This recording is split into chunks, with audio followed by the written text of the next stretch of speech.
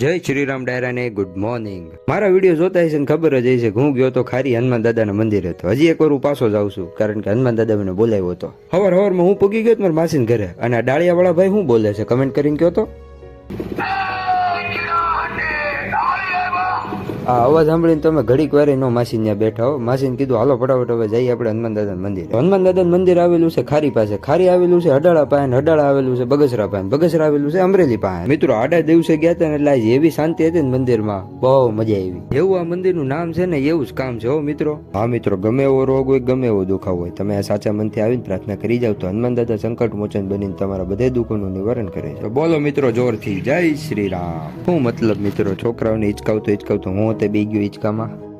મિત્રો આ મંદિરમાં પશુ પક્ષીઓ કેટલા બધી છે જોવો તો. અડાળા પાસે આવેલું આ મંદિરનું નામ છે તાત્કાલિક હનુમાનજી આશ્રમ. તમારા કપડા કેવા પહેર્યા કમેન્ટ કરીને કહી દેજો ને આવા બ્લોગ જોવો હોય તો લાઈક શેર અને સબસ્ક્રાઇબ